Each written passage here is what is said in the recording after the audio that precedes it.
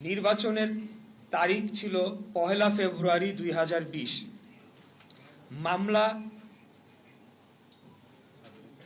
মামলা সাবমিটের তারিখ ছিল 3রা মার্চ 2020।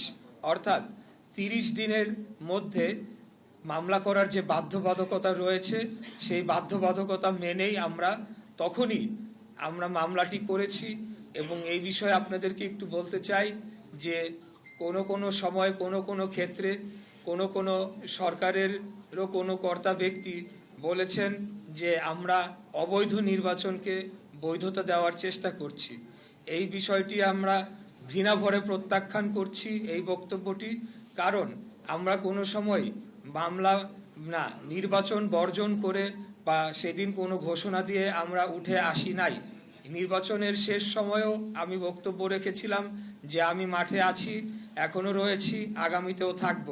অতএব নির্বাচনের পরবর্তী সময়ে আমরা সকল সাক্ষ্য প্রমাণ সংগ্রহ করে মামলার প্রয়োজনীয় নথিপত্র জোগাড় করে আমরা সময়সীমার মধ্যেই মামলাটি দায়ের করেছিলাম, যেটি 180 দিনের মধ্যে নিষ্পত্তি করার কথা থাকলেও সেটিকে নিষ্পত্তি করা হয় নাই।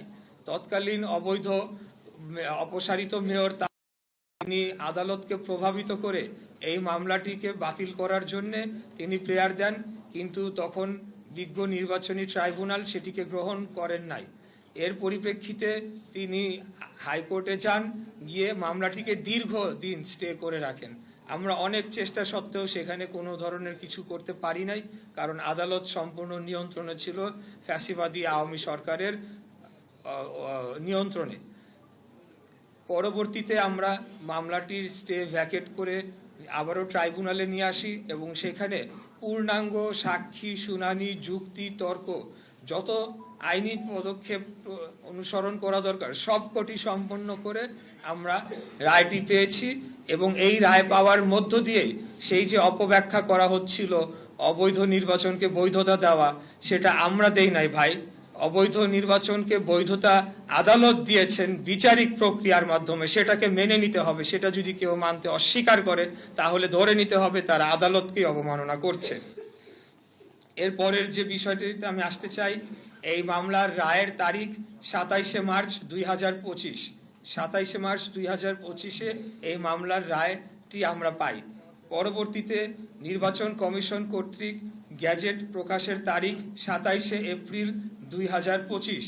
27 এপ্রিল 2025 তারিখে নির্বাচন কমিশন রায়ের কপিটি হাতে পাওয়ার পর তার যে বাধ্যবাধকতা রয়েছে 10 দিনের মধ্যে গ্যাজেট প্রকাশ করার, সেই গ্যাজেটটি তারা প্রকাশ করে। এখানে আরেকটা ধোঁয়াশা মাঝখানে সৃষ্টি করার চেষ্টা করা হয়েছিল, যখন আইন উপদেষ্টা বললেন যে আমাদের কাছে মতামতের জন্য পাঠানো হয়েছে, যেটি নির্বাচন কমিশনের দরকার নেই, তারা স্বাধীন সাংবিধানিক প্রতিষ্ঠান। পরক্ষণেই তিনি বললেন যে কিন্তু আমাদের মতামত না নিয়েই তারা গ্যাজেটটি করে ফেলেছে। এখন গ্যাজেটটি বা আইনি মতামতের জন্য যে ফাইলটি 5 দিন যাবৎ তার টেবিলে পড়েছিল সেই বিষয়টি কিন্তু উল্লেখ করা হয় নাই। দ্বিতীয়ত, এখানে নির্বাচন কমিশনের একটা বাধ্যবাধকতা রয়েছে, রায়ের পূর্ণাঙ্গ কপিতে স্পষ্ট লেখা হয়েছে 10 দিনের মধ্যে গ্যাজেট করতে হবে, না হলে তারা কন্টেম্পট অফ কোর্টে পড়ে যেতে পারে। কিন্তু যখন জনগণের সামনে এভাবে উপস্থাপন করা হবে, জনগণ কিন্তু সেটাকে ভিন্নভাবে দেখবে যে আচ্ছা আইন মন্ত্রণালয়কে হয়তো তোয়াক্কা না করে কোনো ধরনের প্রভাব খাটিয়ে নির্বাচন কমিশন থেকে গ্যাজেট করানো হয়েছে কিনা, এই ধরনের একটা চিত্র দেওয়ার চেষ্টা করা হয়েছে, যেটা অত্যন্ত আমি বলবো দুঃখজনক। নির্বাচন কমিশন একটি স্বাধীন সার্বভৌম প্রতিষ্ঠান, তারা আপন গতিতে তারা নিজ সিদ্ধান্তে কাজ করে চলেছে, এই ব্যাপারে আমাদের কোনো